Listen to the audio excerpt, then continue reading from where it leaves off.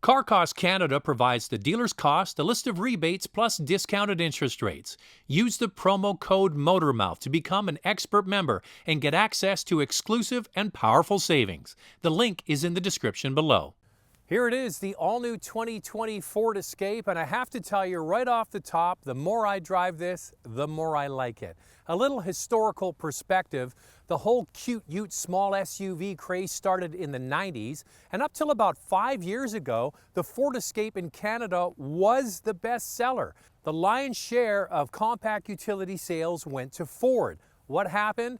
Well, Honda with the CR-V and especially Toyota with the RAV4 kept ratcheting things up to the point where those two vehicles now surpass this in terms of sales. And a big reason is Ford let the old Escape just sit on the vine way too long.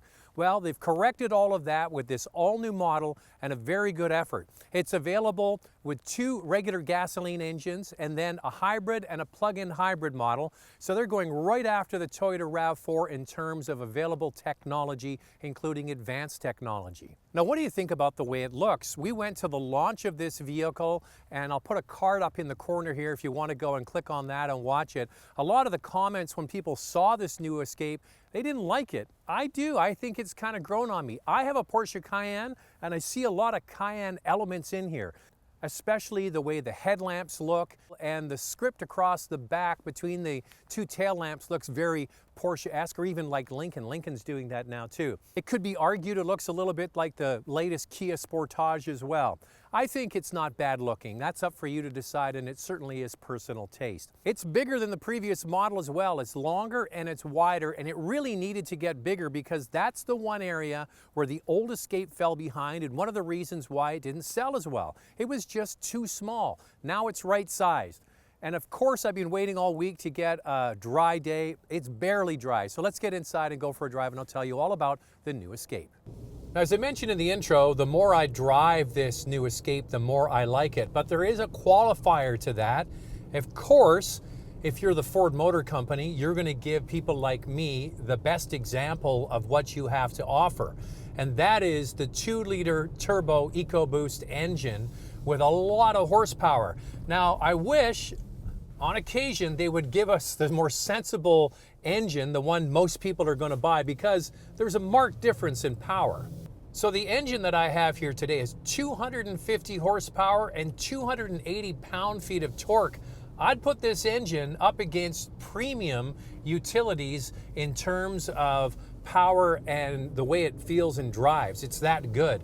In fact, I think probably the closest competitor to this in terms of a non-premium brand would be the new turbo in the Mazda CX-5, but it doesn't have the same kind of grunt as this engine. The base engine is a turbo 3-cylinder, 1.5 liters, and a 3-cylinder engine. Now, before you roll your eyes, I can remember driving the 3-cylinder 1-liter that they came out with several years ago and absolutely fell for that engine. Fantastic, smooth, all of those attributes. So I haven't driven this 3-cylinder engine that's in this Ford Escape, which is too bad. 1.5 liter 3-cylinder turbo, and it has 181 horsepower and 190 pound-feet of torque, which is right in the mix of the competitive set, RAV4, CR-V, Chevy Equinox, and so on. It's rated at 8.6 liters per 100 kilometers in the city and 7.1 on the highway, but that's not earth-shattering. It's good, but it's not earth-shattering. Not to worry, though, because not only does Ford have the 2 gasoline engines I mentioned, they also have a hybrid and a plug-in hybrid. So going right up the back end of RAV4, that's dominating in terms of sales. They have a plug-in, a hybrid, and of course their gasoline version. Another advantage of this Ford Escape, it's got an 8-speed regular automatic transmission. No CVT at play here. They probably could get even more out of it if it did have a CVT in terms of fuel economy. And not only that, this vehicle has drive modes here that you can push, and when you have this larger 250 horsepower engine, when you put it in sport, it really wakes this thing up and is a load of fun to drive. Not only that, you have manual mode if you want to do the shifting with the paddle shifters behind the steering wheel.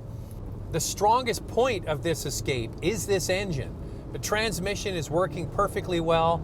Then you get into the drive and the way this feels on the road, and Ford has done a very good job of making this feel much more refined and upscale than the Escape has ever felt in the past. It's quiet in here, it's smooth, it's refined. You have those drive modes to tailor it to your style of driving. So the ride is good, the engine's good, the transmission's good. So now we're going to pull over and talk about the inside. Now, I've been waiting all week to get some kind of break in the weather, and it hasn't really happened, so I apologize if this video looks a little bit dark. I've even got the light on in here to make it look a little bit brighter. But the inside of this vehicle, when I first got it and I first drove it, I thought to myself, it's kind of a little bit sort of plastic fantastic on the inside. But the more I spent with it, and the more I thought about its direct competitors, the more I came to realize that they're all kind of plastic fantastic on the inside.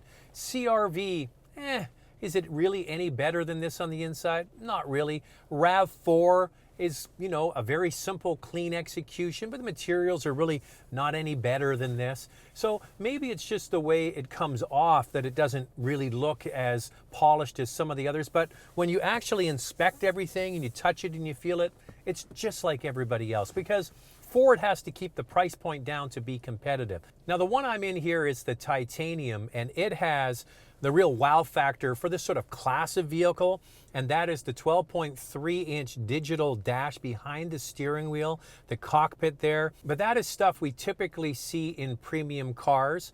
Now, that's only on this top titanium trim. Then you get into the sync system. This is Sync 3, and it's fairly quick, and Ford has certainly done a much better job of updating the head units to be faster and more responsive. And that's one area in the past where they really suffered, was slow and boggy head units, and now it's pretty good. Now, this doesn't come standard on the base model. You have to go one up from the base, just over $30,000 in Canada, to get that screen, which I think is a bit of an omission from Ford. Android Auto, Apple CarPlay, all of that's embedded in here as well. Then you look down into the center part of the car. You have a rotary dial for the shifter. After a very short period of time, you get used to that. And also you have this sort of faux grain wood look around the center that's plastic. Now, one interesting thing, and I don't really know the answer to this, but I'm guessing it's probably a dealer install situation. In behind the shifter, there's a bin to put your smartphone, and it looks like a tray for wireless charging. However, even on this top trim at over $40,000, a wireless charger is not included. I suspect it's a dealer install, but at this price point, that should be included in this vehicle.